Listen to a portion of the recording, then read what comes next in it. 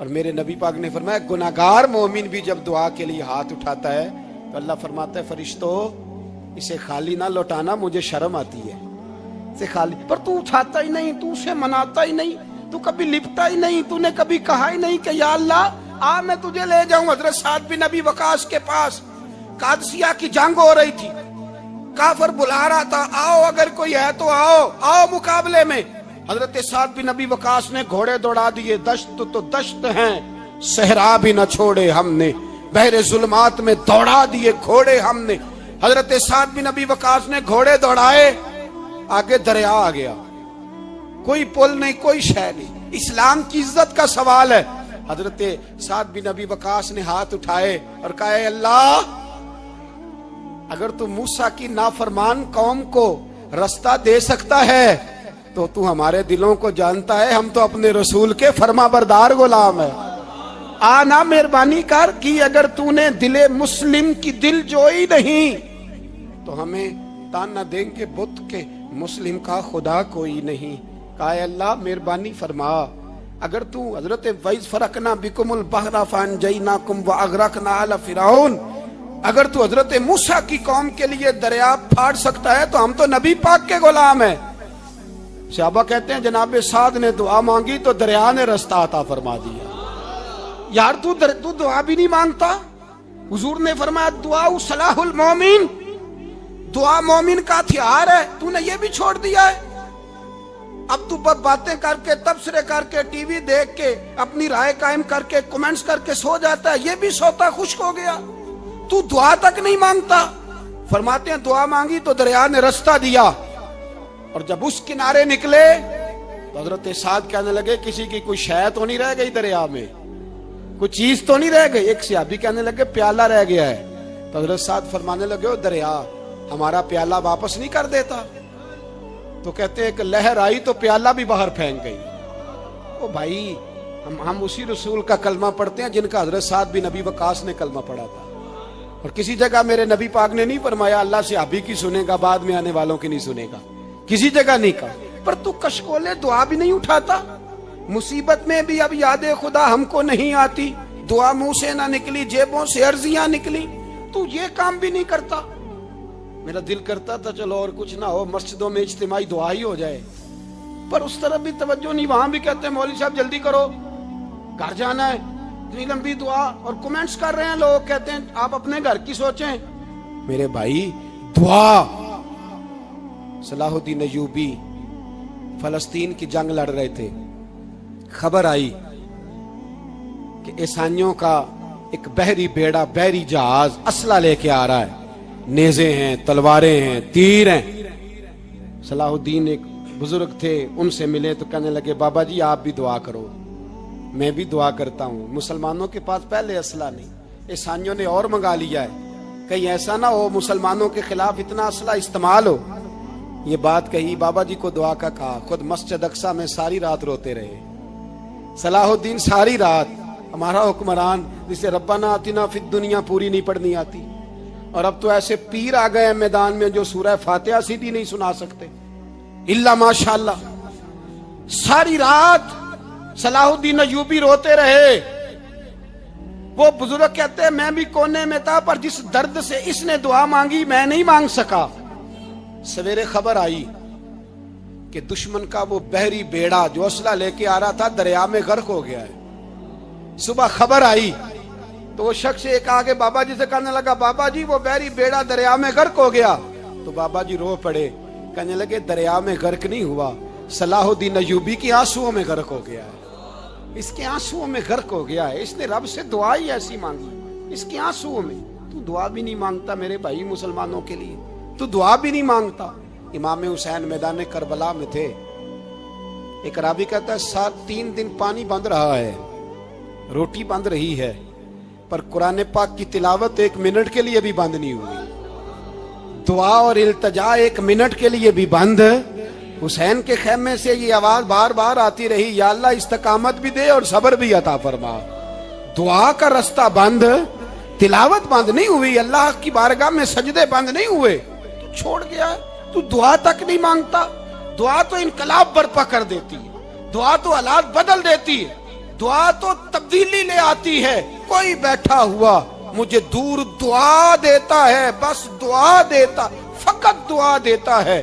کوئی بیٹھا ہوا مجھے دور دعا دیتا ہے, میں ڈوبتا ہوں پر سمندر اچھال دیتا ہے.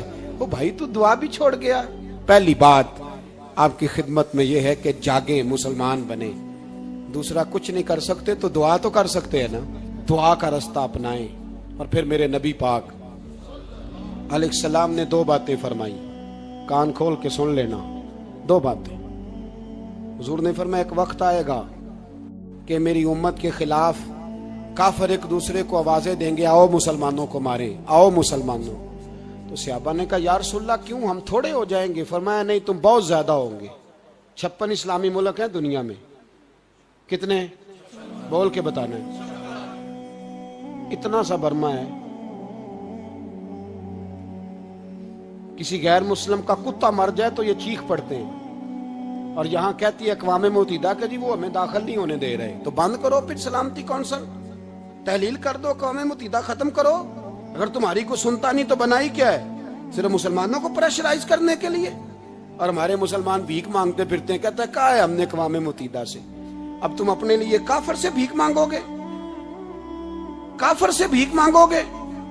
میرے عزیز نبی پاک علیہ الصلوۃ والسلام نے فرمایا کافر ایک دوسرے کو بلائیں گے مسلمانوں کو مارے. یا رسول اللہ ہم تھوڑے ہوں گے؟ فرمایا بہت زیادہ ہوں گے. تو حضور کیا ہوگا؟ فرمایا تمہیں وہن ہو جائے گا. یا رسول اللہ وہ کیا ہے؟ فرمایا دنیا سے پیار ہو جائے گا, مرنے کو دل نہیں کرے گا. دنیا سے اور مرنے کو. اس وقت سمجھ لینا کافر تم پہ حاوی ہے. میں اپنا اندازہ کروں, آپ اپنا کریں. مجھے دولت سے کتنا پیار ہے اور آپ کو کتنا پیار ہے. جھاگ کے سنیں یہ لفظ رسول پاک کے صلی اللہ علیہ. حضور نے فرمایا جب تجھے دنیا سے پیار ہو جائے, دولت سے پیار ہو جائے, اقتدار سے پیار ہو جائے, اور جب تجھے موت بری لگنے لگے, تیرا مرنے کو دل نہ کرے, پھر کافر تیرے اوپر چڑھ آئے گا. آج دولت ہی تو رہ گئی ہے, باقی بچا کیا ہے؟ میں اکثر کہتا ہوں شادیاں نہیں ہوتی, تجارتیں ہوتی ہیں. لڑکی والے کہتے ہیں کہ لڑکا زیور کتنا ڈالے گا, لڑکے والے کہتے ہیں لڑکی جہیز کتنا لائے گی. تجارت, ہر جگہ دولت, ہر جگہ پیسہ, ہر جگہ سرمایہ. جہاں جس معاشرے میں تلاوت بکے, نعت بکے, تقریر بکے, اس سے زیادہ اور تباہی کا معاملہ کیا ہوگا؟ میرے عزیز میرے رسول پاک علیہ الصلوۃ والسلام کے صحابہ کے قریب دنیا داری آ سکی نہیں آئی. حضرت ابو بکر صدیق نے پانی مانگا تو لوگوں نے دودھ دیا, فرمایا پیچھے کرو. ابو بکر نے نعمتیں چھوڑ دیے. اب ابو بکر وہ والا کام کرتا ہے جو رسول پاک نے کیا ہے. فرمایا نہ دودھ شاید پیش نہ کرو, جو مانگتا ہوں بس وہ دو. حضرت ابو بکر صدیق نے بڑے مالدار تھے. حضرت عمر فاروق رضی اللہ تعالیٰ عنہ کے پاس صحابہ کرام جمع ہو کے آئے. کون سا ایسا شخص ہے جس کی تنخواہ میں اضافہ ہو جائے؟ تو لوگ کہتے ہیں نہیں مجھے نہیں چاہیے. پر ہم نے وہ لوگ دیکھے ہیں. حاجی صادق صاحب کو مسجد والوں نے کہا 1000 روپیہ تنخواہ بڑھانی ہے, تو حاجی صاحب کہنے لگے میرا بڑا سونا گزارا ہوں ہے, مینوں نہیں بڑے نے.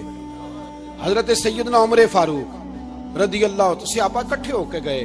کہنے لگے عمر حضور کے زمانے میں بظاہر غربت رہی, جناب صدیق اکبر کے زمانے میں غربت, اب تو بڑی ریل پیل ہے, بحرین سے لاکھوں کا مال آتا ہے, آپ کو بڑے بڑے سفیر ملنے آتے ہیں, پر آپ وہی پرانا کرتا اور وہی تامت جو کئی جگہ سے سی آپ نے کئی جگہ سے پھٹی. اور حضرت عمر ایک دن عید کی نماز پڑھانے گئے تھے تو ننگے پیر ہی چلے گئے. لوگوں نے کہا جوتا, فرمایا ٹوٹ گیا تھا یار, پہننے کے قابل نہیں تھا. فرمایا ننگے پیر آ گئے اور لوگ کیا کہیں گے؟ فرمایا چھوڑو, عمر کے پاؤں ننگے ہیں لیکن عمر کے کردار میں تو کوئی شک نہیں نا, پیر ہی ننگے ہیں نا, کیا ہوا؟ چھوڑو اس بات کو.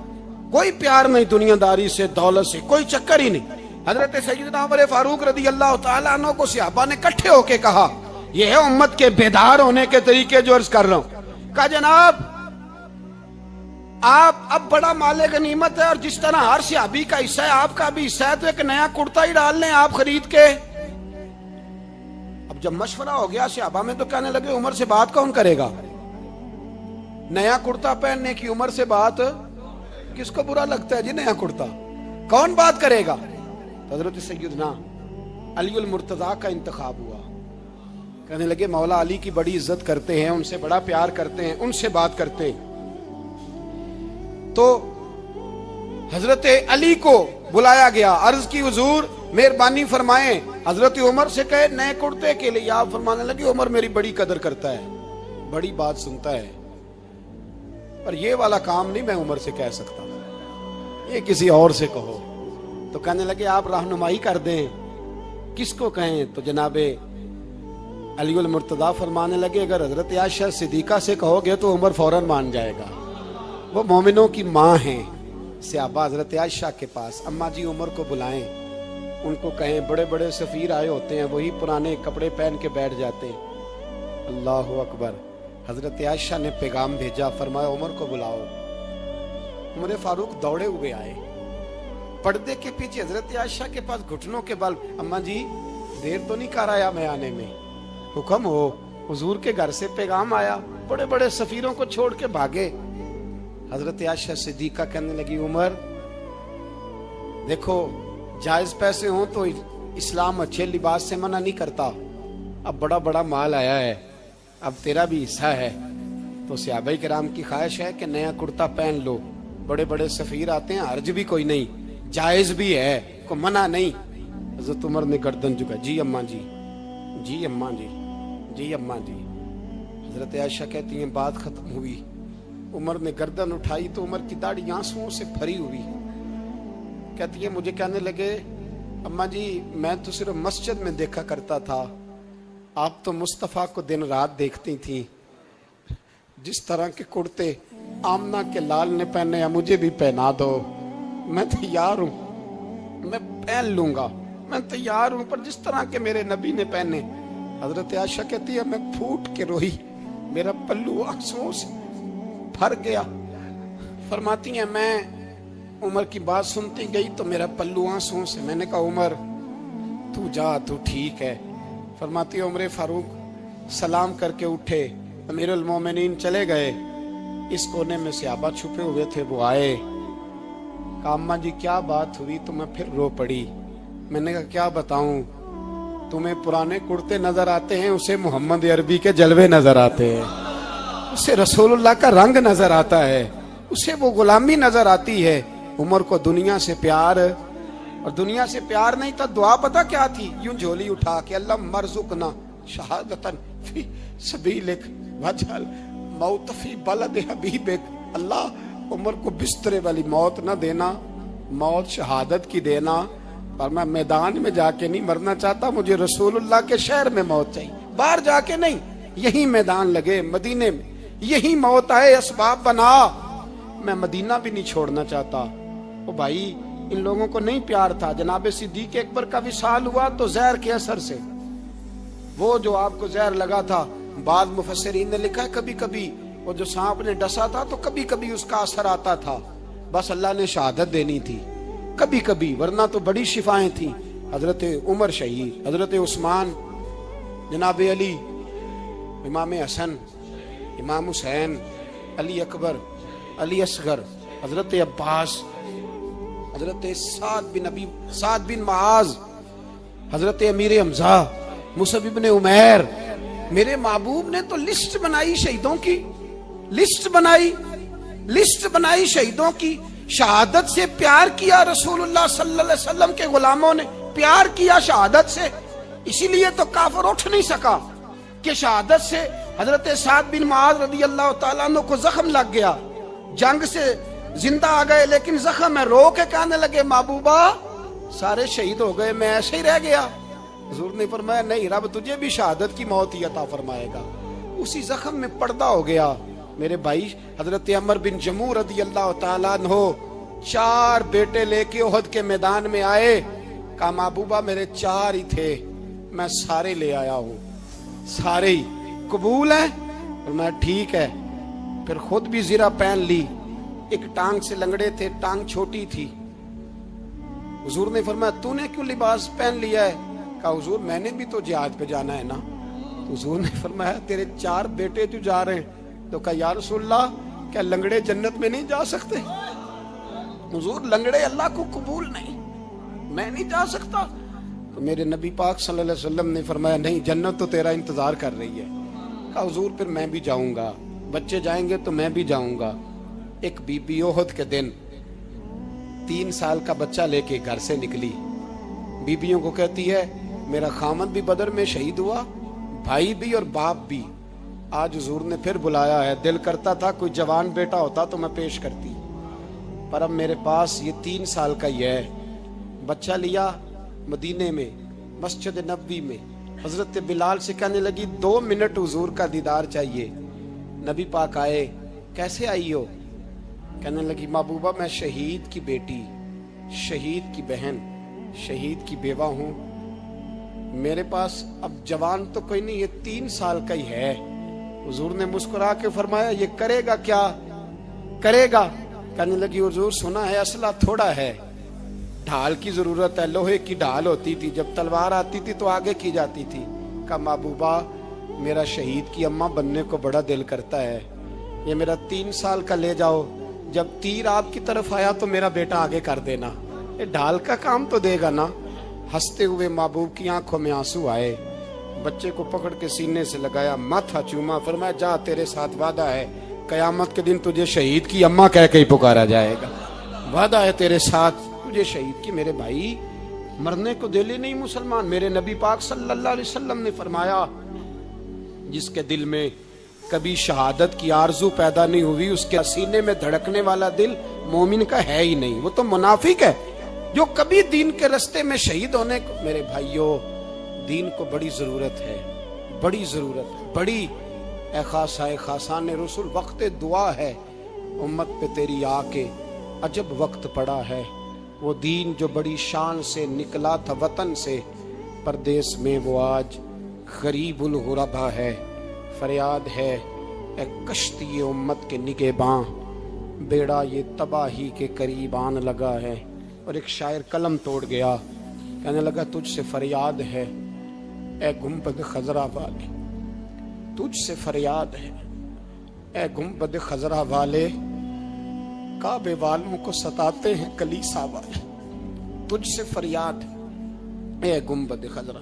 اپنے اندر دین کا درد پیدا کرو، ذوق پیدا کرو، مسلمان بن کے جینا سیکھو۔ جب کوئی برادری پوچھے تو کہو میں محمدی ہوتا ہوں، میں مصطفی ہوتا ہوں، میں رسول اللہ کا غلام ہوتا ہوں، میں پہلے مسلمان ہوں باقی کچھ بعد میں ہوں۔ خدا را اپنے گھر میں پردہ کراؤ، خدا را رزق حلال کھاؤ، اگر پردے نہ ہو رزق حلال نہ ہو تو جذبہ جہاد پیدا نہیں ہوتا۔ خدا را اپنے اندر انقلاب برپا کرو، دین کے لیے جینا سیکھو۔ دین بڑا تڑپتا ہے، دین بڑا روتا ہے۔ رسول اللہ آج تجارت کرنے والے ملتے ہیں، آج سیاست کرنے والے ملتے ہیں، دین والے نہیں ملتے، دین کے درد والے نہیں ملتے۔ اپیل ہے آپ سے، آج رات 2 نفل پڑھ کے اور کچھ نہ ہو سکے تو مسلمانوں کے لیے دعا ضرور کر دینا، ان کے لیے دعا ضرور کر دینا۔ اپنے آپ کو بیدار کرو، بیدار کرو۔ بھئی میں تو ہم تو آج تک اس لیے ڈر رہے ہیں کہ ہمارا چہرہ ہی نبی پاک جیسا نہیں بن سکا، تو داڑھی رکھنے میں بھی ہم ڈرتے ہیں، نمازی بننے، مسجد آباد کرنے میں، مسلمان کہلانے میں بھی تک خوف ہے۔ تو بتلاؤ نا اس سے آگے بات کب چلے گی؟ جہاد کی بات تو بڑی آگے جا کے ہے۔ بدل جاؤ، رسول اللہ کا غلام بن کے جینا سیکھو، نبی پاک صلی اللہ علیہ وسلم کی غلامی کا پٹا اپنے گلے میں ڈالو۔ یہی امام حسین کی سوچ ہے، یہی امام علی مقام کا پیغام ہے، اس کو کبھی فراموش نہ کرنا۔ امام حسین ہمیں بتا گئے سارا کچھ لٹ جائے پر دین کے اندر کوئی نقص واقعہ نہ ہونے پائے، کوئی شرابی، کوئی بے ایمان، کوئی لٹیرا کبھی اس کے سپورٹر نہ بننا۔ ہمیشہ وہ کسی شاعر نے کہا تھا ہم سے نہ رقم ہوں گے قصیدے یزید کے، کسی نے کہا کسی ظالم نے میری سپورٹ کر، میری بات کر، تو اس نے کہا ہم سے نہ رقم ہوں گے قصیدے یزید کے، کیونکہ ہم لوگ تو حسین کے سیرت نگار ہیں، ہم لوگ تو حسین کے سیرت نگار ہیں۔ یہ محرم کے جو دن ہے یہ انقلاب کے دن ہے، رونے پیٹنے کے نہیں، انقلاب کے دن، جذبوں کی بیداری کے دن، ظلم کی آنکھوں میں آنکھیں ڈالنے کا جذبہ پیدا کرنے کے دن، اس کو اسی رنگ میں لو۔ مومن جو ہوتا ہے نا، مومن اس کا خمیر ہی محبت سے بنایا گیا ہے۔ مشکات میں حدیث ہے، نبی پاک علیہ السلام نے فرمایا قال المؤمن معلف، فرمایا یہ جو مومن ہوتا ہے نا یہ محبت والا ہوتا ہے۔ اور حضور فرمانے لگے اس بندے میں کوئی خیر ہی نہیں، اس میں کوئی بھلائی ہی نہیں جو نہ محبت کرے اور نہ اس سے محبت کی جائے۔ مومن محبت والا ہوتا ہے، الفت والا ہوتا ہے، پیار والا ہوتا ہے، پریم والا ہوتا ہے۔ وہ بندے میں بھلائی نہیں جو نہ پیار کرے اور نہ کوئی اس سے پیار کیا جائے۔ محبت کا فروغ حسن ہے دین کا۔ آپ دیکھیں نا، نبی پاک صلی اللہ علیہ وسلم نے صحابہ کے بارے میں فرمایا کہ میرے صحابہ سے اس لیے محبت کرو کہ یہ میرے صحابہ ہیں۔ اہل بیت نبوت کا معاملہ آیا تو نبی پاک صلی اللہ تعالی علیہ وسلم نے اپنے اہل بیت نبوت کو چادر کے نیچے چھپا کے اور پھر ہاتھ اٹھا کے کہا اے اللہ یہ میرے اہل بیت ہیں، میں ان سے محبت کرتا ہوں، تو بھی ان سے محبت فرمانا۔ آپ ذرا غور کریں کہ یہ محبت کہاں کہاں پہنچتی ہے، اللہ سے، اللہ کے رسول سے، حضور کے صحابہ سے، بات اہل بیت تک آئی تو کہا ہے اللہ میں ان سے محبت کرتا ہوں، تو بھی ان سے محبت فرما، اور میرے مالک جو جو ان سے محبت کرے تو ان سب سے بھی محبت فرما۔ فروغ محبت، اشاعت محبت، تبلیغ محبت بڑا ضروری کام ہے۔ لیکن نا ایک تو یہ تھی کہ دین کے معاملے میں محبتیں جو شرعی محبتیں کہلاتی ہیں، اور ایک ہیں ہماری طبعی محبتیں۔ حضور صلی اللہ علیہ وسلم نے ہمیں حکم دیا ہے، فرمایا اپنی بیوی سے بغض نہ رکھنا۔ اس کا معنی یہ ہوا کہ کچھ لوگ ایسے ہیں جو بیوی کا بغض بھی پال لیتے ہیں۔ مقابلہ ہو رہا ہوتا ہے میاں بیوی کا، بحث ہو رہی ہوتی ہے، ایک دوسرے کے خلاف دلائل جمع ہو رہے ہوتے ہیں، ایک جنگ مچی ہوتی ہے۔ فرمایا اس سے بغض نہ رکھنا۔ کوئی عادت نہ پسند ہو تو وہ عادت دیکھ لینا جو تمہیں پسند ہے، عداوت نہ پیدا کرنا۔ ہاں دین اظہار بیزاری کا حکم دیتا ہے پر ان کے ساتھ جو رب رسول کے دشمن ہیں۔ باقی فروغ محبت میں اپنا کردار ادا کرو۔ دیکھیں نا حضور صلی اللہ علیہ وسلم نے فرمایا جس نے محبت کے ساتھ ماں باپ کا چہرہ دیکھا اللہ اسے کامل حج کا ثواب عطا کرے گا۔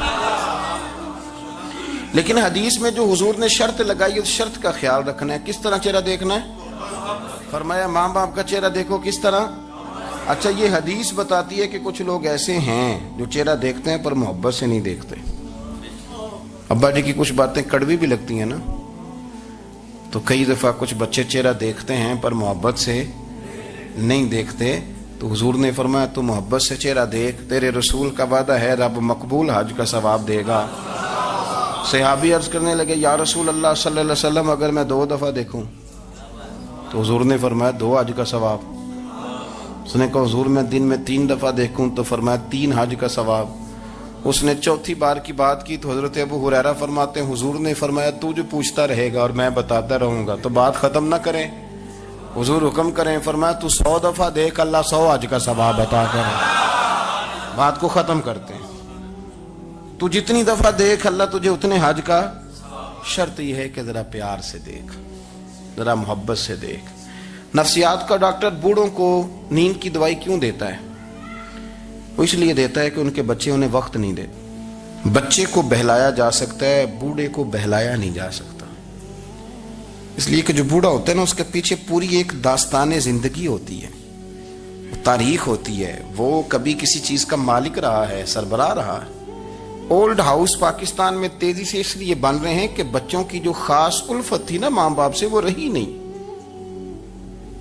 ورنہ اگر ایک والد 6 بچوں کا خیال رکھ سکتا تھا تو 6 بچے مل کے ایک باپ کو بھی تو سنبھال سکتے تھے نا، ماں کا بھی خیال کر سکتے تھے نا۔ محبت کا فروغ جب ہو، آپ ماں باپ کو ٹائم دیں، ان کے پاس بیٹھیں، ان کے ساتھ تھوڑا وقت بتائیں، سارے معاملات ٹھیک ہو جائیں گے۔ ہمارے معاشرے میں نا تیزی سے نفرت کا فروغ ہوا ہے، نفرت کا فروغ۔ پتہ اسلام نے غیبت سے کیوں منع کیا ہے؟ غیبت کا معنی یہ نہیں ہے کہ کسی بندے میں کوئی عیب نہیں پایا جاتا تھا تو آپ نے وہ بیان کر دیا، یہ غیبت نہیں، یہ تو بہتان ہے۔ کسی میں کوئی عیب نہ پایا جائے تو وہ بیان کرنا وہ غیبت نہیں، وہ تو بہتان ہے۔ غیبت کی تفصیل یہ ہے، تشریح یہ ہے، غیبت کی تعریف یہ ہے کہ کسی میں کوئی عیب پایا جاتا تھا، آپ نے وہ اس کی غیر موجودگی میں ڈسکس کیا تو اس کا نام غیبت ہے۔ وہ عیب تھا، آپ سچ ہی بول رہے تھے، آپ ٹھیک کہہ رہے تھے، عیب واقعی تھا، پر اسلام اس کو پسند نہیں کرتا۔ اسلام کہتا ہے کہ اگر تو سمجھتا تھا یہ عیب ہے تو جا کے اس کی تبلیغ کر، اس کو بتا، اس کو کہہ میاں یہ غلطی چھوڑ دے، تو نے ڈسکس کیوں کیا؟ آپ کسی شخص کے پاس بیٹھیں اور کسی دوسرے آدمی کی تعریف کریں، آپ کہیں کہ بڑا اچھا ہے، بڑا بامروت ہے، مہمان نواز ہے، با اخلاق ہے، وعدے کو وفا کرنے والا ہے، دیانتدار ہے، سچ بولتا ہے، آپ تعریفیں کریں۔ آپ کسی کے سامنے تعریف کریں گے نا تو بندہ کہے گا یار کسی دن ملاقات تو کرا، اور جب وہ ملے گا تو اس کی آنکھوں کے اندر ایک خاص کشش ہوگی، پیار ہوگا، ملنے کو جی چاہے گا، ایک خاص راحت ہوگی۔ یہ کب ہوگا؟ جب آپ نے کسی کی تعریف کر دی۔ لیکن اگر آپ کسی کی غیبت کریں گے، کسی کے بارے میں کہیں گے بڑا غلط ہے جی، لوٹ لیتا ہے جی، چور ہے جی، فاسق ہے جی، تو بندہ اگر کبھی مل بھی گیا تو اس سے سلام لینے کو دل۔ ہم نے پتہ کیا کیا ہے؟ تیزی کے ساتھ فروغ پایا ہے ہمارے ہاں نفرت کا ماحول، تیزی کے ساتھ فروغ پایا ہے ہم نے نا، تیزی سے۔ آپ کھول لیں، کوئی یوٹیوب کھول لیں، کوئی ایسا چینل کھول لیں، بس لڑائی ہے، فلانا فلانے سے لڑ رہا ہے، فلانا۔ مذہبی لوگوں کی میں منت کرتا ہوں کہ خدا را دین کو اس طرح کا ماحول تو نہ آپ دیں کہ لوگ کہیں کہ ان میں کوئی شے ہے ہی نہیں، فلانا فلانے کا جواب دے رہا ہے، فلانا فلانے کا، اور بازاری زبان استعمال کی جا رہی ہے۔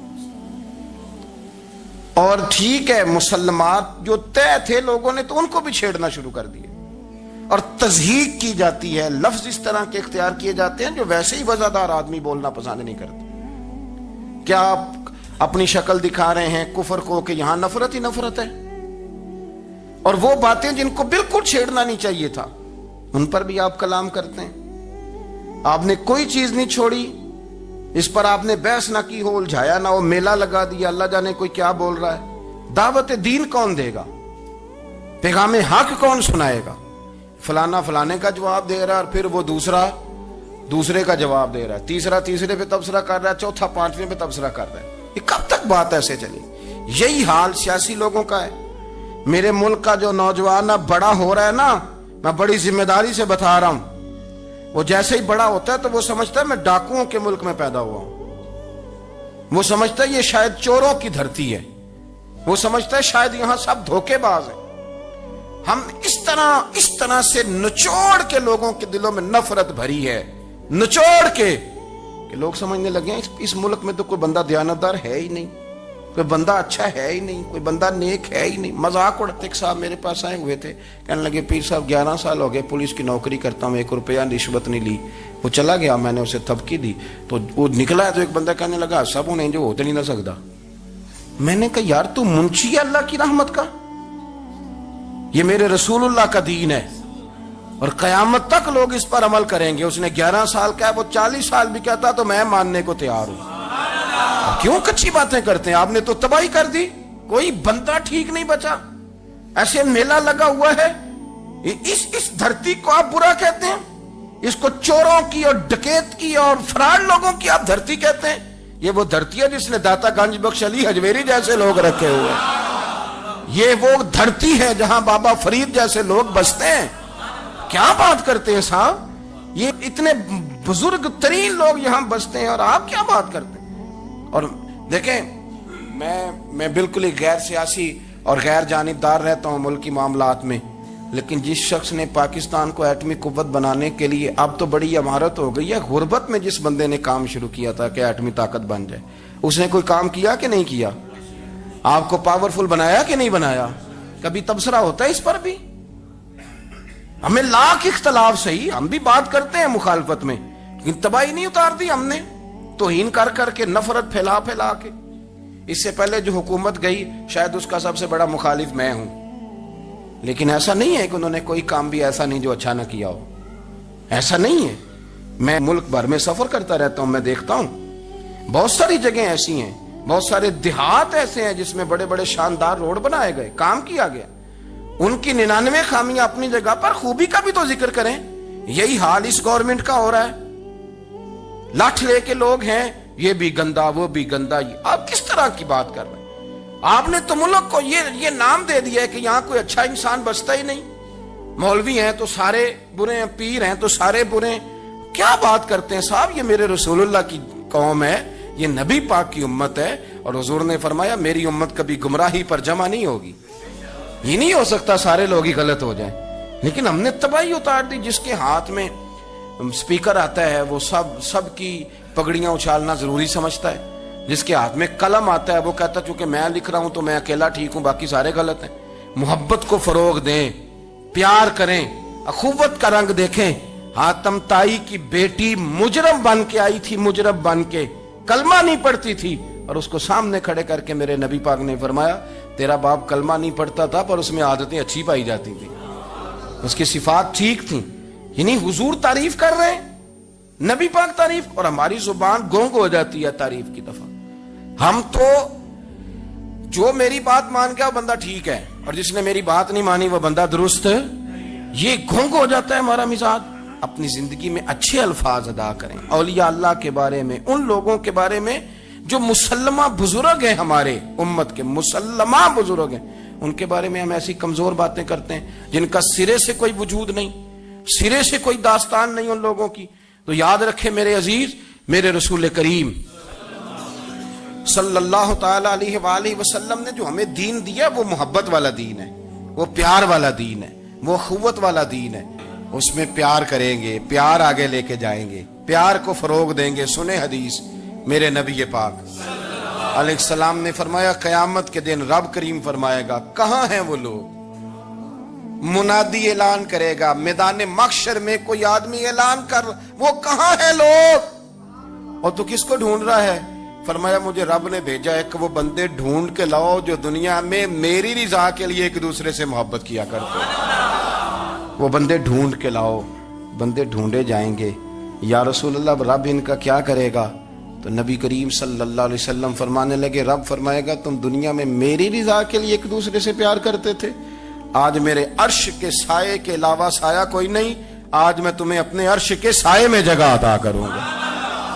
میری رضا کے لیے پیار کیا تم نے، میری رضا کے لیے محبت۔ خدا را تھوڑا تھوڑا لوگوں سے پیار شروع کریں۔ آپ یقین کریں وہ پولیس والے سے آپ کہیں نا کہ تو اپنا رویہ ٹھیک کر، تو کہتے تو انہیں پتہ نہیں بندے کس طرح دا ساڑھنا سلوک کرتے ہیں۔ وہ بھی مطمئن ہے، وہ کہتا ہے اگر میں گالی گلوچ کر رہا ہوں تو میں ٹھیک کر رہا ہوں۔ وہ کہتا ہے یہ لوگ لائے کیس ہیں۔ آپ دیکھ لیں، آپ سمجھ لیں چیزوں کو۔ میں نے ڈاکٹر صاحب سے کہا کہ تھوڑی سی آپ لوگوں سے شفقت کریں، غریب لوگ آتے ہیں تو کہتے ہیں مفت دوائی دیں تو یہ بیچ دیتے ہیں جا کے۔ ہر شخص نے ایک دوسرے کے خلاف کہانی بنا لی، نفرت کے لیے کوئی نہ کوئی پلان کر لیا، ہمیں باتیں مل گئیں، ہم نے داستان سرائی کر لی، ہم نے اپنے ذہن کو اکٹھا کر لیا۔ مجھے بتلاؤ نا یار، اگر رسول کریم صلی اللہ علیہ وسلم اور باقی انبیاء بھی قوموں کے بارے میں یہ سوچتے کہ یہ بڑے ظالم ہیں، یہ بڑے چور ہیں، یہ بڑے ڈکیت ہیں، یہ بڑے غاصب ہیں، یہ کافر ہیں، منافق ہیں، تو بھلا ہو سکتا تھا، لوگوں کا فائدہ ہو سکتا تھا۔ وہ لوگ بڑے بڑے سخت گیر تھے، پر محبوب نے فرمایا وہ جو کریں گے وہ ان کا انداز، اور ہم جو کریں گے وہ ہمارے رب نے ہمارے ذمے لگا کے بھیجا۔ اپنی زندگی میں تلاش کریں اور پیار کریں اور اچھے لفظوں سے لوگوں کو یاد کریں اور خوبصورت لہجہ اختیار کریں اور ٹھنڈی اور اچھی باتیں کرنے کی کوشش کریں، اللہ کی رضا کے لیے، اللہ کی رضا کے لیے، اللہ کے بندوں سے پیار۔ یارو دیکھو، عورت ہو طوائف، زندگی ساری بیت جائے گناہوں میں، لیکن میرے نبی پاک فرماتے ہیں وہ رب کی رضا کے لیے کتے سے بھی پیار کر لے تو رب اسے جنت عطا کر دیتا ہے۔ تو کتے کو پانی پلا گئی، پر پلا گئی نا اللہ کی رضا کے لیے، اسے کوئی فائدہ تو نہیں تھا نا، وہ اللہ کی رضا کے لیے پلا گئی، تو رب کریم نے اس کے سارے گناہوں کو، کسی سے پیار تو کریں، خدا را کسی سے پیار تو کریں۔ اس سال میرے گاؤں کے میلے کی بھیڑ میں جو گم ہوا وہ ایک بھکارن کا لال تھا، اس غریب کو تلاش تھی متاع خلوص کی، اور مخلوق چپ رہی کہ یہ مشکل سوال تھا۔ یار کوئی شخص ایسا بچا ہی نہیں جس سے لوگ امید کریں، توقع کریں کہ مجھے یہ اپنا کندھا دے گا میں سر رکھ کے رو لوں گا؟ کوئی ایک ایسا شخص ملا ہی نہیں جس کے بارے میں لوگ کہیں کہ بڑا مخلص ہے یار، اتنی بڑی میرے محبوب کی امت، ہر حکومت غلط، ہر شخص غلط، ہر بندہ برا، ہر جماعت بری، اللہ کی رضا کے لیے کچھ لوگوں کے لیے فروغ محبت کا بھی فریضہ سر انجام دیں۔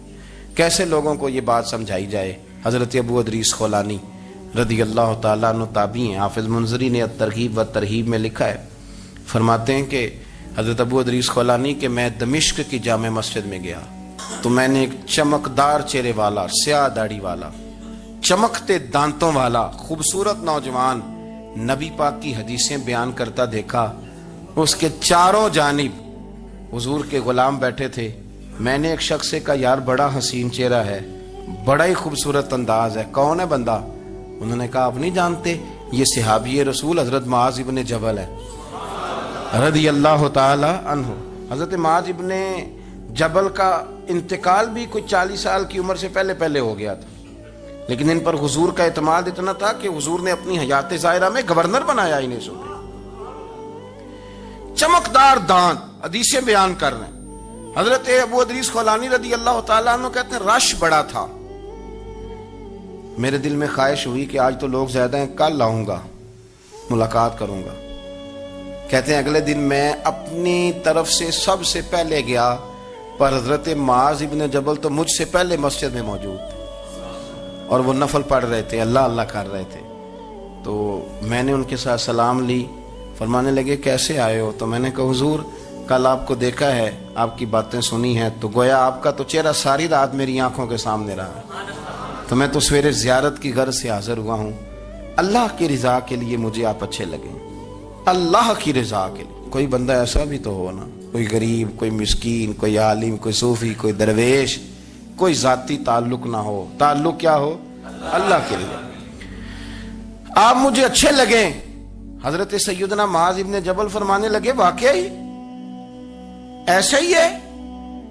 عرض کی حضور بالکل ایسا ہی ہے۔ تو فرماتے میں نے چادر لی ہوئی تھی، حضرت معاذ ابن جبل نے میری چادر کو پکڑ کے کھینچا، فرمایا پکی بات کر یار۔ میں نے کہا حضور پکی کر رہا ہوں۔ تو فرمانے لگے سن، پھر میں نے نبی کریم سے سنا ہے، رسول کریم علیہ السلام نے فرمایا جو دو بندے رب کی رضا کے لیے پیار کرتے آپس میں، اللہ ان دونوں سے محبت فرماتا ہے۔ سن پھر اس کو یاد رکھنا، اللہ ان دونوں سے محبت کرتا ہے۔ حضرت ابو ادریس خولانی سے کوئی پوچھتا تھا نا کہ دنیا میں جانا ہے تو سرمایہ کیا ہے، تو فرماتے تھے یہ جو میں نے چادر لی ہوئی ہے نا، اس چادر کے اندر میرا وجود ہے، اور وجود کے اندر میرا دل ہے، اور دل کے اندر میں نے حضرت معاذ ابن جبل کو رکھا ہوا ہے، میں نے وہاں ان کا ٹھکانہ بنایا ہوا ہے، وہاں ان کا ٹھکانہ ہے۔ یہ دور ہی نکتہ چی ہے، کہیں چھپ کے بیٹھ جا، اور جس دل میں تو مکی ہے وہیں چھپ کے بیٹھ جا۔ اقبال کہتے ہیں جس دل میں تو مکی ہے وہیں چھپ کے بیٹھ جا۔ دوستو، رسول اللہ صلی اللہ علیہ وسلم کے غلاموں نے مالک کی رضا کے لیے لوگوں سے پیار، فروغ محبت میں کردار ادا کیا، اور بہترین کردار۔ آپ اپنی زندگی میں کچھ چیزیں ایسی بنائیں جن میں فقط اللہ کی رضا کے لیے محبت، خالق کی رضا کے لیے پیار، خالق کی رضا۔ آپ یقین کریں اگر تھوڑا تھوڑا کر کے ہم اس محبت کو فروغ دیں نا اپنے دلوں میں، تو بہت سارے بادل چھٹیں گے۔ ہم نے نا وہ تیزی سے دولت کو، لالچ کو، میں اکثر کہتا ہوں کہ میاں بیوی کا جو رشتہ ہوتا ہے نا، اس کو اللہ پاک نے نا قرآن پاک میں اپنی نشانیوں میں سے ایک نشانی قرار دیا ہے۔ ان دونوں کی وجہ سے گھر چلنا ہے، بچوں کی پرورش ہونی ہے، نظام زندگی۔ آپ گھر سکون کے لیے جاتے ہیں، اطمینان کے لیے۔ آپ اپنے گھر کے اندر جیسے بھی ہوں، آپ کہتے ہیں یہاں مجھے کوئی پریشانی، یہ میرا اپنا بیڈ ہے، اپنا بستر ہے۔ لیکن اگر اسی رشتے میں جب آپ بیج بوئیں تو سب سے پہلے دولت کا بوئیں۔ اگر لڑکے والے یہ لالچ کرتے ہیں نا لڑکی کیا لے کے آئے گی، تو لڑکی والوں کا بھی لالچ ہوتا ہے کہ لڑکا کماتا کیا ہے، ان کو بھی پتا ہوتا ہے کہ کتنے پیسے لاتا ہے، کیا کمائی ہے، کتنا کچھ جھاڑو پھیر لیتا ہے۔ آپ نے جب بنیاد یہ رکھی، مجھے دیانتداری سے بتانا کہ پورا نیک ہو، پورا شریف ہو، پورا پرہیزگار ہو، لیکن دولت صحیح نہ کماتا ہو تو رشتہ آسانی سے ہو جاتا ہے۔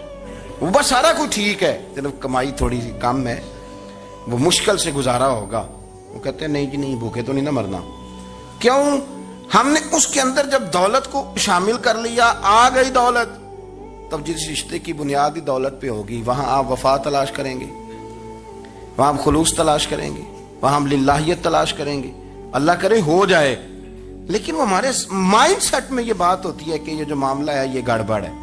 اگر رضائے الہی مقصود ہو, اگر اللہ کی رضا مقصود ہو. حضرت فاطمہ بنت قیس ایک صحابیاں تھیں, انہیں طلاق ہو گئی, ان کے لیے دو رشتے آئے. ایک حضرت عبد الرحمن ابن عوف کا مالدار ترین آدمی تھے, اور ایک حضور کے غلام تھے, وہ بڑے غریب تھے, مسکین تھے. ان کے والدین کی خواہش تھی کہ عبد الرحمن ابن عوف سے شادی ہو جائے, وہ بھی تو بڑے نیک ہیں, پارسا ہیں, عشرہ مبشرہ ہیں. حضرت فاطمہ بنت قیس نے کسی بندے کی ڈیوٹی لگائی, کہنے لگی پتہ کرو نبی پاک کی رضا کیا ہے, حضور کی رضا کدھر ہے. تو پتہ چلا حضور کی خواہش غریب کی طرف ہے. تو وہ خاتون اپنے ماں باپ کو کہنے لگی میرا نا اس غریب سے رشتہ کرا دو. انہوں نے کہا پتر, بیٹیوں کے بارے میں ماں باپ بڑے احساس ہوتے ہیں, ہم چاہتے ہیں کہ عبد الرحمن ابن عوف مالدار ہے تو وہ بھی تو نیک ہے نا, حضور نے دنیا میں جنت کی بشارت دی, اور ان کا بڑا اعزاز ہے, حضور نے ان کے پیچھے نماز پڑھی, بڑا مرتبہ بڑا مقام والا صحابی ہے, وہ تو غریب آدمی ہے, اور پھر حضور نے حکم تو نہیں نہ دیا, خواہش کا اظہار کیا ہے. اس بی بی کے جملے بڑے شاندار ہیں. کہنے لگی آپ مجھے اللہ کی رضا کے لیے نا میرے نبی کے حوالے کر دیں, مجھے امید ہے اللہ رسول مجھے کبھی ضائع نہیں فرمائیں گے, مجھے حوالے کریں رسول کائنات. چھوڑیں کو ضروری ہے دنیا داری ہر طرف دیکھنا, کہیں کوئی کام ایسا بھی تو ہو نا جو محبت کے زور پہ ہو, جو محبت کے لیے ہو. جوان کہتا جب میں آیا نا, میں نے لوگوں سے پوچھا وہ بوڑھے مولا علی کدھر ہے جنہوں نے خیبر کا دروازہ توڑا تھا, بڑی شہرت ہے, کدھر ہے؟ کہتے حضرت علی صاحب نے بیٹھے تھے, مجھے کسی نے کہا وہ بیٹھے ہوئے. میں گیا تو حضرت علی اخروٹ کھا رہے تھے, تو پورا زور لگا رہے ہیں تو اخروٹ کوئی نہیں ٹوٹتا, پورا زور 2-3 دفعہ, کبھی اس دانت میں کبھی اس دانت میں, ٹوٹتا ہی نہیں. کہتے میں ہنسنے لگا تو حضرت علی نے مجھے پاس بلایا, کہا بیٹے ادھر آ. تو میں گیا تو کہنے لگے کیا سوچ رہا ہے؟ کہتے میں ڈر گیا. میں نے کہا حضور کچھ بھی نہیں. لیکن نہیں جو سوچ رہا تھا تو بتا. میں نے کہا نہیں کچھ نہیں. فرمانے لگے میں بتاؤں تو کیا سوچ رہا تھا؟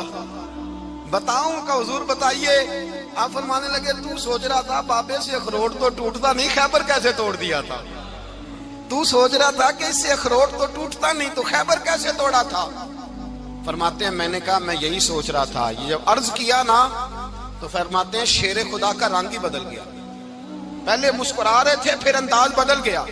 انہوں نے اپنے منہ سے وہ جو اخروٹ لگا تھا جھاڑا, ہاتھ یوں جھاڑے, امامہ سیدھا کیا, اور فرماتے ہیں شیر خدا بن کے بیٹھ گئے. کہنے لگے بیٹے اخروٹ کو چھوڑ, کوئی خیبر آ تو لا, میں ابھی بھی توڑنے کو تیار ہوں. خیبر کوئی ہے تو لا, میں ابھی بھی توڑنے کو.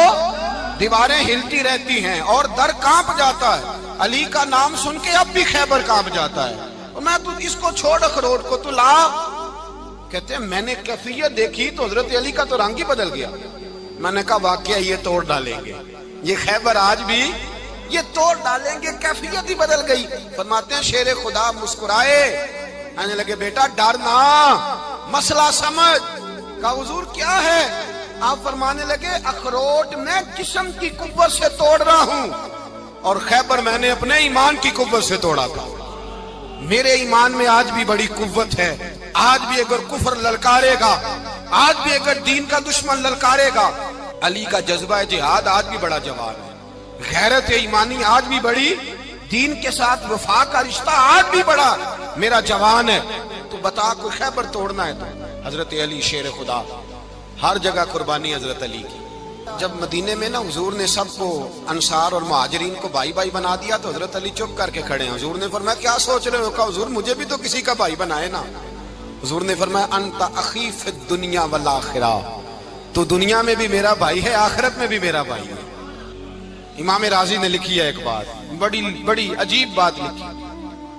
امام راضی کہتے ہیں زمین پہ نبی پاک نے حضرت علی کو بھائی بنایا تھا, تو آسمانوں پہ جبریل امین نے حضرت میکائیل کو بھائی بنا لیا. تو رب کریم نے پوچھا کیوں بھائی بن گئے ہو؟ کہا تیرے محبوب کا جلوہ دیکھ کے بن گئے. اس رات نبی پاک صلی اللہ علیہ وسلم ہجرت کر کے آئے نا, ایک کو حضور نے ساتھ لے لیا, امیر المومنین حضرت ابو بکر صدیق. ابو بکر دا پہلا نمبر کس کا ہے؟ دوسرا تیسرا، چوتھا، یہ سبق بچوں کو یاد کرائیں. اب ہمارے لوگ مسئلے بھی قوالوں سے پوچھنے لگ گئے، فتویٰ بھی قوال کا چلتا ہے، اللہ ہی خیر کرے. حضرت ابو بکر صدیق کو حضور نے ساتھ لے لیا ہجرت کی رات، اور مولا علی شیر خدا کو بستر پہ سلایا. رستے میں بھی بڑا خطرہ تھا، پر بستر پہ اس سے زیادہ خطرہ تھا، اس لیے کہ جب چادر میں لپٹا ہوا کوئی شخص ہے تو کسی کو کیا پتا کون ہے. اگر آ کے وہ پردہ نہ ہٹاتے، ایسے ہی قتل کر دیتے تو کیا پرسان حال ہوتا، کچھ بھی نہ ہوتا. امام راضی کہتے ہیں رب کریم نے فرمایا جبرائیل میکائیل تم دونوں کہتے تھے ہم بھی بھائی بھائی بن گئے ہیں، بتاؤ تم میں سے کوئی ایک دوسرے پہ جان قربان کرے گا جان؟ فرشتے خاموش ہو گئے. تو رب نے فرمایا اب نیچے ذرا جلوے تو دیکھو، علی میرے رسول پہ جان قربان کر رہا ہے، جاؤ دیکھو نا جا کے جلوے، تم تو بھائی بھائی بنے تھے. فرشتے عرض کرنے لگے مولا ہماری ڈیوٹی کیا ہے؟ فرمایا اب تمہاری ڈیوٹی یہ ہے کہ تم جاؤ زمین پہ 2 تلواریں لے لو اور علی کی چارپائی کے اوپر کھڑے ہو جاؤ، اس نے میرے مصطفیٰ پہ جان قربان کی ہے، اس کی جان کی حفاظت کرو. وہاں کھڑے ہو جاؤ. فرشتے بھی کرتے ہیں تعظیم میری، فدا ہو کہ ان پر یہ عزت ملی ہے. حضرت شیر خدا مولا علی ہر میدان میں اول، ہر جنگ میں پہل. السابقون السابقون اولئک المقربون. اللہ فرماتا ہے سبقت لینے والے سبقت لے گئے، آگے گزرنے والے آگے گزر گئے، اور یہی لوگ ہیں جنہیں رب کا قرب نصیب ہوا. حضرت علی نے مکان نہیں بنایا، ساری زندگی مکان نہیں بنایا، کوئی کاروبار نہیں کیا ساری عمر. اب اس پہلو پہ بھی ذرا غور کریں. حضرت علی رضی اللہ تعالیٰ عنہ نے کوئی بینک بیلنس نہیں بنایا. صحابہ کرام علیہم رضوان فرماتے ہیں بڑے بڑے رشتے آئے سیدہ فاطمہ کے لیے، بڑے بڑے امیر کبیر لوگوں. حضور نے فرمایا میں رب کے فیصلے کا انتظار کر رہا ہوں. ایک دن تینوں یار ان لوگوں کا خلوص دیکھے مولا علی کے ساتھ، حضرت ابو بکر، حضرت عمر، حضرت عثمان. حضرت علی ایک یہودی کے باغ میں مزدوری کر رہے تھے تو وہاں گئے اور جا کے کہا علی تو حضور سے سیدہ فاطمہ کا رشتہ کیوں نہیں طلب کرتا؟ تو حضرت علی کہنے لگے بھائیو نہ مکان ہے نہ گھر ہے نہ کچھ ہے، رشتہ کیسے مانگ لوں؟ کہا تو جا تو صحیح، ہمیں تو لگتا ہے رسول پاک تیرا انتظار کر رہے ہیں.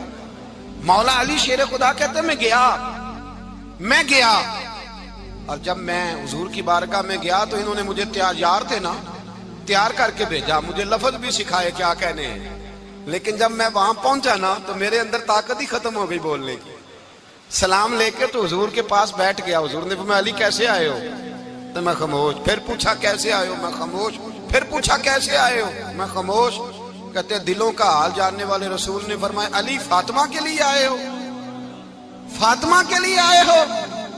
تو حضرت علی کہتے ہیں میرا جواب بڑا نرالا ہے. میں نے کہا حضور وہ تینوں میرے پاس باغ میں گئے تھے، وہ تینوں گئے تھے، مجھے انہوں نے بھیجا ہے. کہتے رسول پاک مسکرا دیے، فرمایا علی انہوں نے نہیں تجھے بھیجا، رب کریم نے فاطمہ کا تیرے ساتھ نکاح کر دیا ہے، تیرے لیے فیصلہ ہو گیا ہے، فاطمہ کا تیرے حق میں فیصلہ ہو گیا.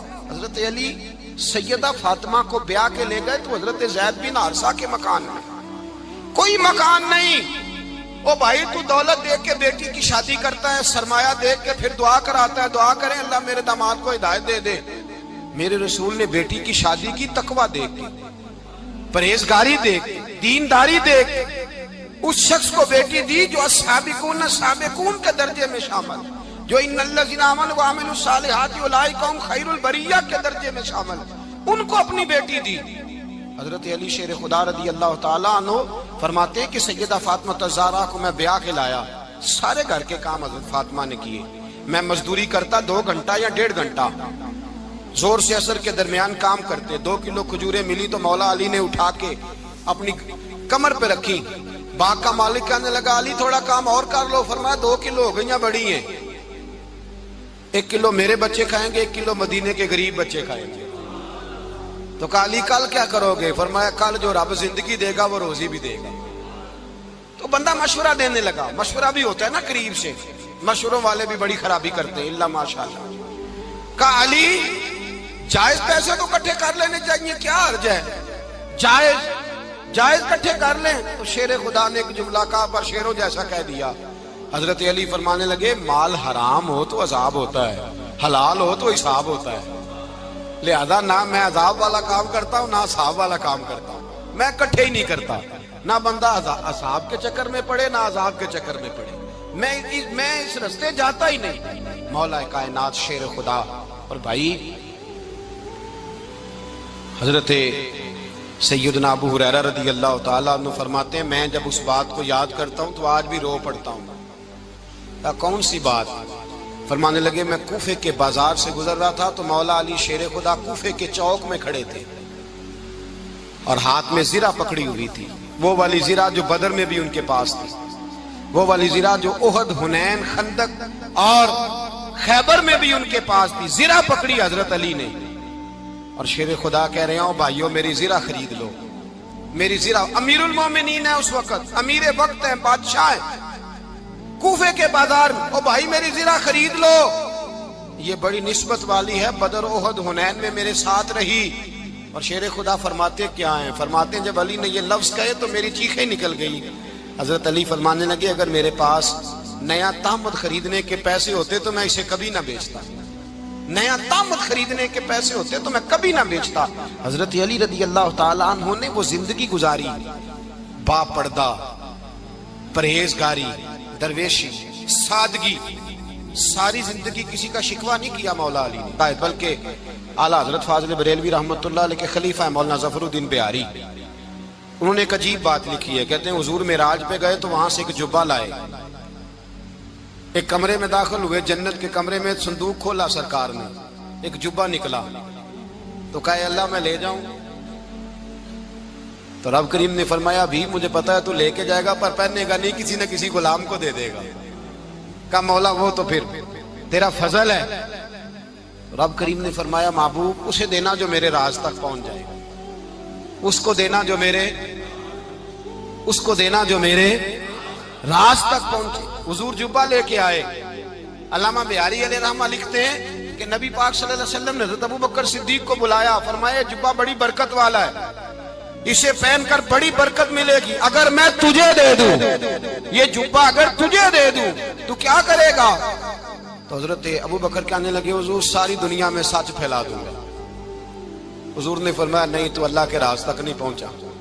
حضرت عمر کو بلایا، کہا فاروق اعظم اگر آپ کو دے دوں تو کہا حضور عدل سے بھر دوں گا ساری کائنات. فرمایا بات تیری ٹھیک ہے پر راز الہی تک نہیں پہنچا. عثمان اگر تمہیں دوں تو جناب عثمان غنی رضی اللہ تعالیٰ عنہ عرض کرنے لگے حضور اگر مجھے ملا تو میں حیا کی چھاؤں کر دوں گا، ہر جوان ہر بچی کے لیے حیا کے فیصلے کروں گا اللہ تعالیٰ کی دی ہوئی طاقت سے. حضور نے فرمایا بات تیری بڑی خوب ہے پر تو مراد تک نہیں پہنچا. میرے رسول نے مولا علی کو بلایا، پاس بٹھایا، فرمایا علی اگر یہ جبہ تجھے دوں تو کیا کرے گا؟ حضرت علی نے آنکھ کھول کے حضور کا چہرہ دیکھا، عرض کرنے لگے محبوبہ اگر مجھے مل گیا تو میں اللہ کی مخلوق کی پردہ پوشی کروں گا، میں رب کی مخلوق کی میں پردے ڈالوں گا مخلوق کے عیبوں پر، میں چھپاؤں گا اس جبے کی برکت سے. حضور کی آنکھوں میں آنسو آئے، فرمایا تو رب کے راز تک پہنچا ہے، جبہ تیرا ہی بنتا ہے، تو پہنچا ہے اللہ کے راز تک. میرے حبیب کریم سید عالم صلی اللہ علیہ وسلم کی خدمت میں کچھ لوگ آئے کہ حضور علی نے سختی کی ہے ہم پر، شیر خدا نے سختی کی ہے، بعض جنگ کے موقع پر کہیں سپہ سالار بنے ہوں گے یا جو معاملہ تھا سختی کی ہے. کہتے حضور کی بارگاہ میں لفظ کہے تو نبی پاک ناراض ہو گئے. فرمایا تمہیں پتا ہے علی کون ہے؟ حضور کون ہے؟ فرمایا علی منی وانا من العلی، علی مجھ سے ہے میں علی میں سے ہوں، علی مجھ سے ہے اور میں علی میں سے ہوں. تمہیں اس کا پتہ ہے؟ میرے حبیب پاک سید عالم صلی اللہ علیہ وسلم نے بڑا پیار. اب یہاں علی علی کہنے والے ایک تو وہ طبقہ ہے ملنگوں کا جن کا میں نے رونا شروع میں رویا ہے اور ہم روتے ہی رہتے ہیں، اللہ کرے ان لوگوں کا صفایا ہی ہو جائے، آمین تو کہہ دیں. اور ایک وہ طبقہ ہے اللہ خیر کرے جو حضرت علی کا نام لیتے ہیں تو باقی تین کو پوچھتے ہی نہیں. حضرت علی بیٹھے تھے، حضرت ابو بکر صدیق آ گئے تو دیکھ کے مسکرانے لگے. تو مولا علی شیر خدا کہنے لگے ابو بکر ہنستے کیوں ہو؟ کہ حضور نے فرمایا تھا قیامت کے دن علی جنت کی ٹکٹیں تقسیم کرے گا. کہنے لگے لگتا ہے حضور نے تمہیں پوری بات نہیں بتائی. تو ابو بکر کہنے لگے پوری بات کیا ہے؟ فرمانے لگے مجھے نبی پاک نے کہا تھا علی جنت کی ٹکٹ اس کو دینا جو ابو بکر سے محبت کرے گا، اس کو ٹکٹ دینی ہے جو ابو بکر صدیق سے محبت کرے، اس کو ٹکٹ دینا جنت کی. ان لوگوں کا پیار، ان کی وفا. اور پھر عجیب لوگ چکر ہے، لوگ کہتے ہیں حضرت علی کے حق پہ قبضہ ہو گیا، علی کو اتنا کمزور نہ سمجھو. شیر خدا کو اتنا، اگر حسین ابن علی نہیں قبضہ کرنے دیتے یزید جیسے ظالم کو، تو علی المرتضیٰ شیر خدا کے سامنے کو ٹک سکتا ہے؟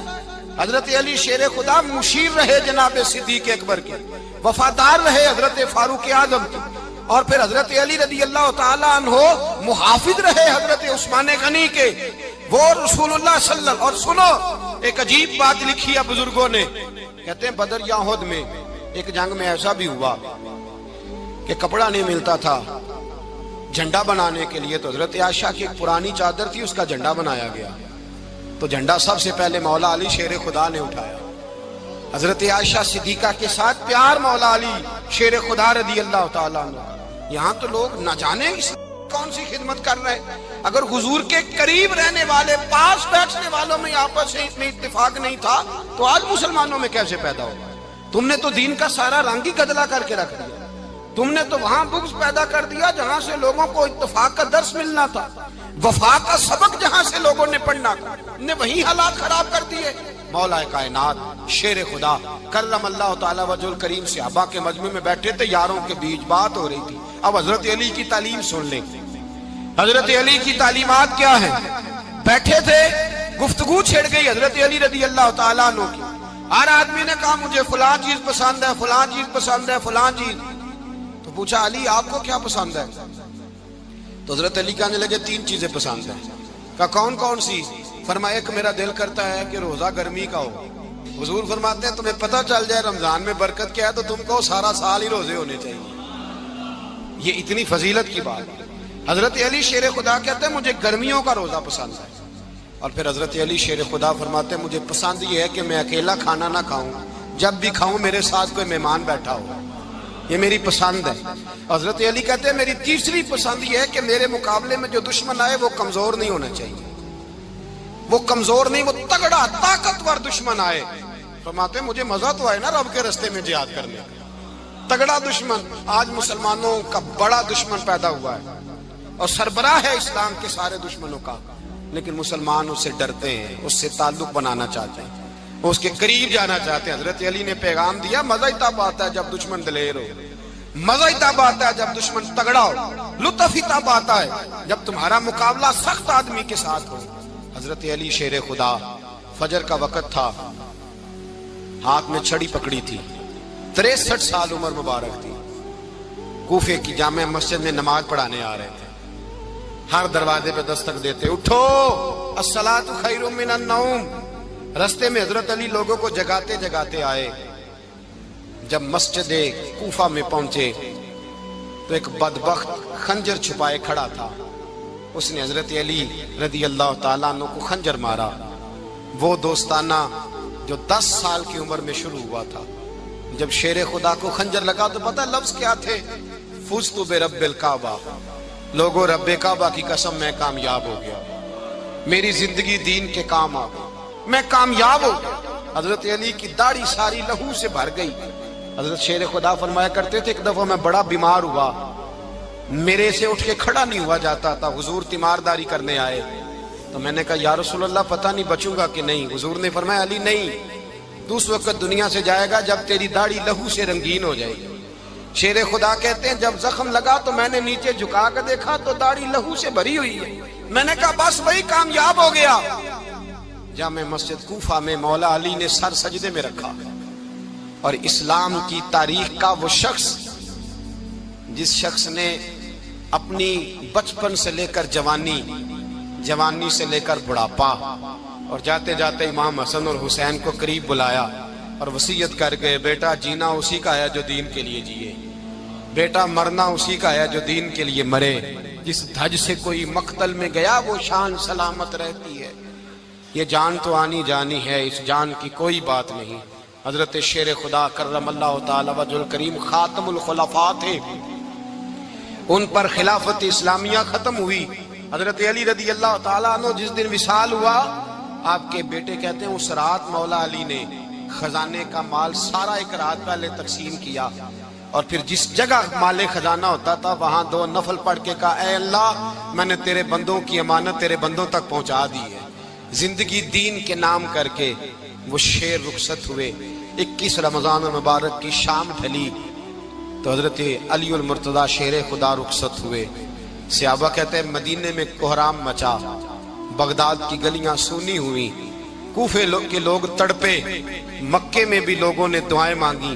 وہ سورج اس انداز میں دنیا سے گیا کہ اس کی روشنی قیامت تک باقی رہے گی، اس کا اجالا قیامت تک چمکتا رہے گا. حضرت علی کا نام آج خودداری کی علامت ہے، حضرت علی کا نام ایمان کی علامت ہے. مولا علی کے نام کا نعرہ لگتا ہے تو سینوں میں خون دوڑتا ہے، طاقتیں بیدار ہوتی ہیں، روحیں بیدار ہوتی ہیں. حضرت علی کثرت سے نماز پڑھتے، کثرت سے روزے رکھتے، کثرت سے عبادت کرتے. حج تو اتنا محبوب تھا، ہر سال حج کرنے جاتے، ہر سال حج کرتے. حضرت مولا علی شیر خدا رضی اللہ تعالیٰ عنہ کا عالم یہ تھا کہ باوجود غربت کے، باوجود غریبی کے، گھر میں کوئی شے، اور یہ جان بوجھ کے غربت اختیار کی تھی ورنہ تو مالک تھے کون ہے، باوجود فقر اختیاری کے حضرت علی رضی اللہ تعالیٰ عنہ کے دروازے سے خالی کوئی نہیں جاتا تھا. ایک سائل مسجد میں مانگنے آ گیا، مسجد میں مانگنے آ گیا تو حضرت علی نماز پڑھ رہے تھے. ایک طرف حال یہ ہے کہ حضرت علی کو تیر لگ گیا ایک جنگ میں، 2-3 تیر لگ گئے. تو حکیم کہنے لگے حضرت آپ کو درخت کے ساتھ باندھیں گے پھر تیر نکالیں گے ورنہ تو آپ بڑا تڑپیں گے. حضرت علی فرمانے لگے ضرورت ہی کوئی نہیں، جب میں نماز کی نیت باندھوں تو نکال لینا، مجھے پتہ بھی نہیں چلے گا. ایک طرف حال یہ ہے، ایک طرف، اور دوسری جانب کیا حال ہے. ایک مانگنے والا فقیر مدینے آیا تو صحابہ اپنی اپنی نمازیں پڑھ رہے تھے، حضرت علی بھی نماز میں تھے. نماز میں ہی رب کے بندوں کا خیال آ گیا. حضور کی حدیث میں نے سنائی تھی نا، نبی پاک فرماتے ہیں میں اللہ کی نماز پڑھ رہا ہوتا ہوں پر بوڑھے کا خیال آتا ہے تو نماز چھوٹی کر دیتا ہوں، بیمار کا خیال آتا ہے تو چھوٹی. حضرت علی کہتے ہیں مسجد میں آ کے پکارا تو میں نے سلام بھی پھیرنے کا انتظار نہیں کیا، میرے پاس چاندی کی انگوٹھی تھی، میں نے فوراً اتاری اور نماز کے دوران ہی میں نے اس کی جانب پھینک دی.